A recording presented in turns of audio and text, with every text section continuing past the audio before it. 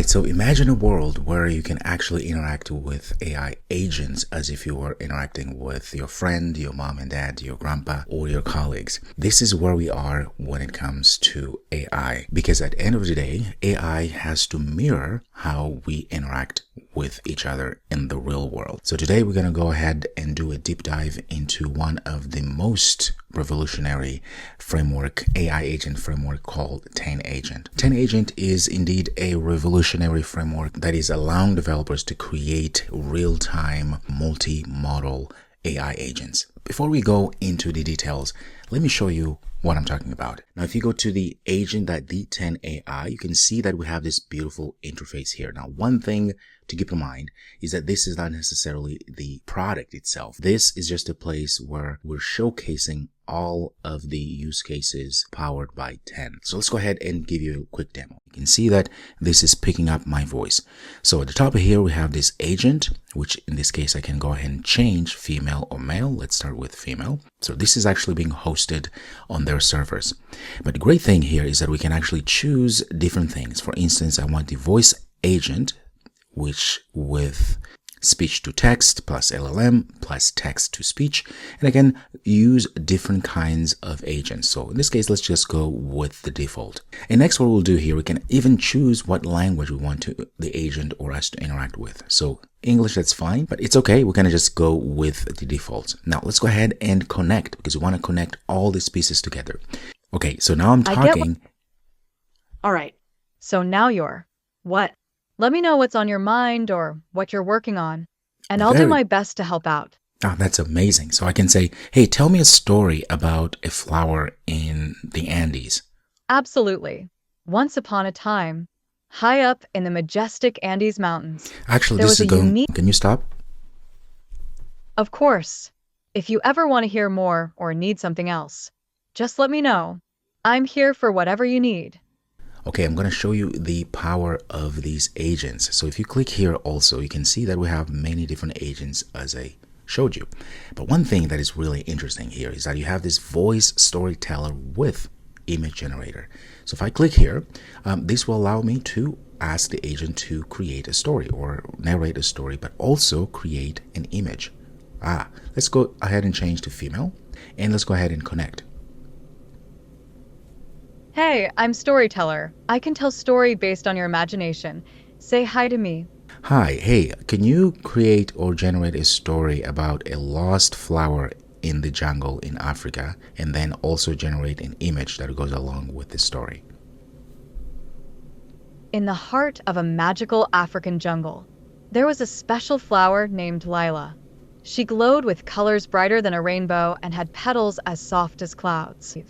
Lila decided to ask a wise old parrot perched near. Of course. If you ever want to continue the story or explore new adventures, just let me know. Have a great day. It created the story and also generated an image. So this is the power of this multimodal agents. You can also see that the latency is really low, so it's really fast. You ask a question, the agent picks it up, narrates back to you, and does what you asked it to do. In this case, was able to narrate and create a story as well as image generation about the story. Very cool indeed. So one of the features you can see here is that if you scroll down, you can see that we can capture, or it is capturing video. This is me. You can ask questions pertaining what it sees, because remember, TenAgent is able to see, hear, and do other things. Okay, so I'm going to go ahead and connect real quick here. Hey, I'm TenAgent. I can speak, see, and reason from a knowledge base. Ask me anything. Hey, can you tell me what is the color of my shirt that I'm wearing? It looks like your shirt is green. That is pretty amazing. The other thing I can do here is that I can go ahead and screen share. So if I go screen share, I can pick, for instance, that screen over there, and then it's going to start showing exactly that screen. So I'm going to ask the agent to tell me what's going on here. Hey, can you tell me what you see? This image shows a slide from a presentation titled LoRa Deep Analysis. It features a flowchart related to model training. The chart has two main branches. That's amazing. That's amazing. So again, this confirms the multimodality of TenAgent. So as you can see here, we are getting this nice interface here. All this is actually hosted on their servers, but In this video, I'm going to show you how you can actually build your own agents, customize them by changing your own parameters, and also add different tools such as Bing search. And then we're going to start the process of deploying it all locally. Okay, let's go ahead and get started. All right, so now that I showed you how amazing 10agent is, really this framework, I'm going to show you where to get started pulling everything together. But before we do that, I'm going to click here. You can see it says 4K. When I click that, this will take us to 10agents repository. And as always, I ask you to go ahead and support them. Okay, so there's a lot of things here. You can see 10agents is a conversational AI powered by 10, integrating Gemini 2.0 Live, OpenAI Real-Time, RTC, and more. So the idea here is that 10agent sets itself apart because it has this multimodal support. That means that 10agent empowers developers to craft AI agents that can see, they can hear, and can also respond with ultra low latency. As you saw in the demo, it was really quick to respond and interact with these agents. So that is one of the beauty of 10agents. And as you can see here, 10agent, a real-time conversational AI agent powered by 10, and does all this stuff. And you can see that this is really doing well because it says it's #1 repository of the day, and lots of forks and a lot of stars, and it's amazing. Okay, so the other thing you can see here is with 10agent as a framework, it also allows you to integrate with different kinds of large language models. So that is the whole beauty. This is made for developers for you to take this and create your multi-model agents that can interact with each other and with your human people. We can see some use cases here. So because 10agent has low latency streaming, it could be really good for gaming guides, for instance, for multimodal AI assistants, for multi-language education. You can create an application that is teaching or allows people to learn multiple different languages and so forth. Real-time call center, that is perfect. High quality healthcare with vision, emotional companionship, and so many other use cases. And the beauty of this framework is that it allows you to connect, to pull together different kinds of large language models, and they are all used as extensions. Okay, so now let's go ahead and set up 10agent locally so you can quickly and easily run everything locally. So let's go ahead and look at the prerequisites you need to have set up on your machine in order to be able to run 10agent. So the first thing here, so you have to go ahead and create an account with Agora and create an API ID, and also, if need be, an app certificate. Okay, so we go through that process. And I'm going to jump the gun here. I want you to know that also, as it says here at the bottom, you need to have Node.js at least version 18 installed locally. Now keep in mind that these keys are not limited to that, meaning the reason why they have chosen these is because for most developers, it's the easiest way for you to get started. So you have the chance to use whatever STT, whatever LLM, whatever TTS that you want to use in your applications that you build using this framework. And to do so, it's very simple. You just go to nodejs.org and go ahead and download and install Node.js locally and run it. Make sure it's all good to go. The next thing you need to do is to create an API key from OpenAI, because we're going to be needing that for our model. So if you go to API keys, here you can go ahead and create a new secret. You can give it a name, say 10agent test, for instance, create that API key. So make sure you copy this API key and save it somewhere safe, because we're going to be using that. And the next thing you need is DeepGram. So this is the voice AI platform for developers. Go ahead and get started and get also the API key. And the next one is Fish Audio. This is text to speech. And most of these, as you see here, you get free credit, so you don't have to pay anything. Okay, so now let's go to the installation side of things. The thing here is that you need to have Docker or Docker Compose set up locally for this to actually work, because we're going to use Docker to run containers and all of that. Next, we have this minimum system requirements. It's fairly humble, as you can see, at least having 2-core CPU machine and 4 GB of RAM. Most of you should be okay with this. Now, one thing about Docker, once you have Docker installed locally, make sure to go ahead and follow exactly what they're doing here, which means you have to uncheck the use Rosetta for x86 and AMD64 emulation. Alright, so now that we have all these pieces together, we know that we have the APIs and we also know we have Docker and all that stuff set up. Let's go ahead and clone this whole repository locally so we can start running all of this. Alright, so I'm going to go to code here. I'm going to copy this link and let me go ahead and open my terminal. Alright, so I'm going to say git clone as such, hit enter, and this is going to go ahead and clone all of this locally so that we can get started. Alright, once it's done, let's say ls to c. I'm going to cd to 10 agent like such. You can see that we have all this code, all these folders and directories. So in my case, I'm going to be using Visual Studio Code. Doesn't matter what you use as long as you have a text editor you can use. So I'm going to open this directory of my Visual Studio, and there you have it. Right, so the first thing we're going to do, of course, is to go back to the documentation and just follow along everything that they say for us to follow. And the first step, as they say here, is to create the .env file where all of the environment variables are going to be stored. Let's go ahead and do that. Let me copy this real quick and go back and add that. Okay, so I'm going to go ahead and add that, and we should see the .env file created.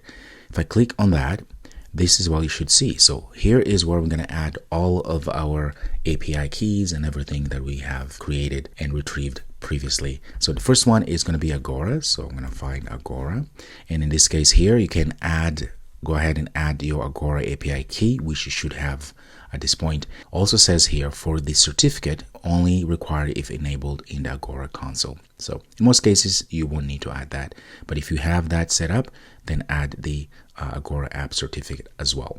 All right, and next, let's go ahead and find OpenAI. So for OpenAI, go ahead and add the OpenAI API key right here. And then let's find DeepGram, add the API key as well here. And then find the Fish Audio TTS key and add the correct key as well. So the next thing is to make sure that you have Docker obviously installed, but this time it has to be running so that we can, the next commands here will make sense. So we're going to go ahead and say Docker compose up. So just copy this and paste it in there. So this is going to start the whole container and running everything to make sure that everything is set up correctly. Okay, what do we do next? Next, we're going to go ahead and enter the container by taking this command here and run it.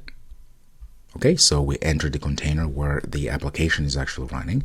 Well, all we have to do now is task use to build the agent. Okay, now this is the part that may take a little while, so let's be patient. Okay, so after a few moments, this may take a while actually, you can see that we are back, so everything was installed correctly and things should be good.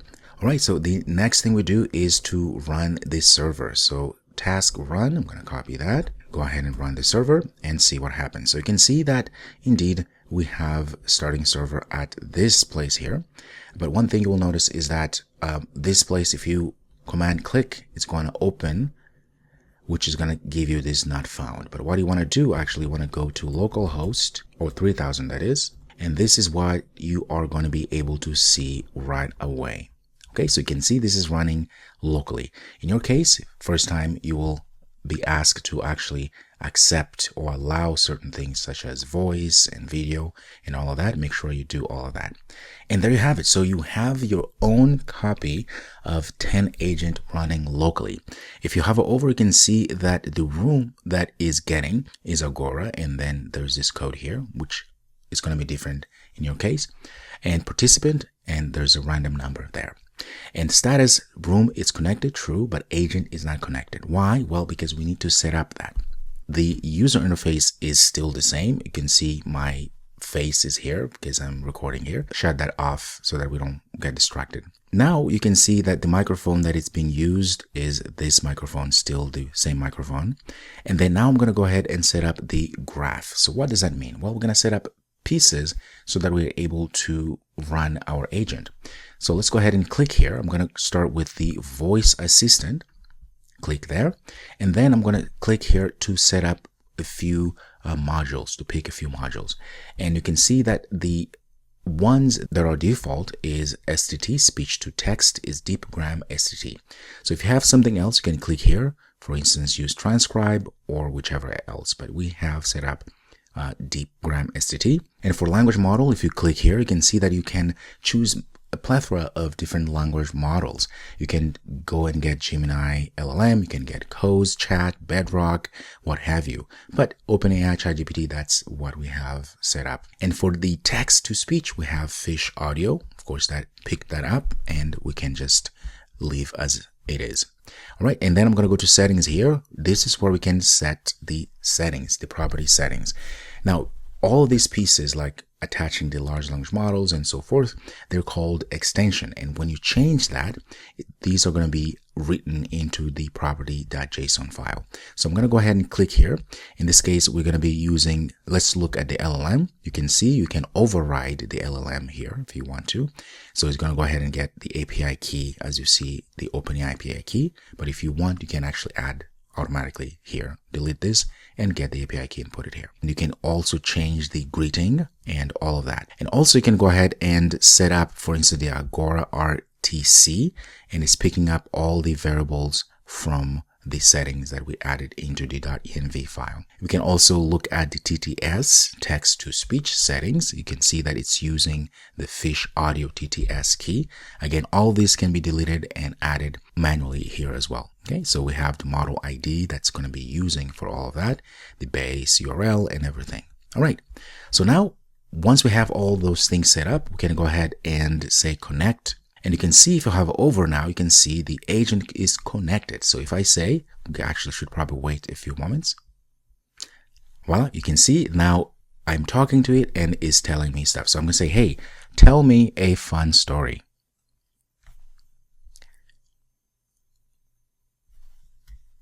Okay, you can see that it is indeed doing what it does well.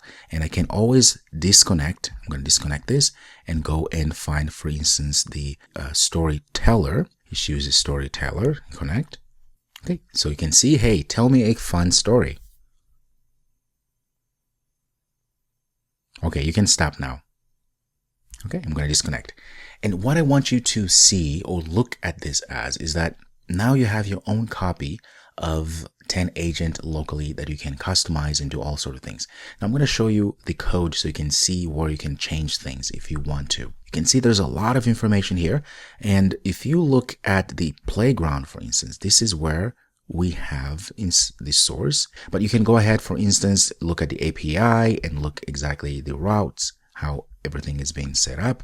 You can go ahead and change the global CSS, the way things are going to look, layout, and all these things. You can change the way this whole application, this whole user interface looks and behaves.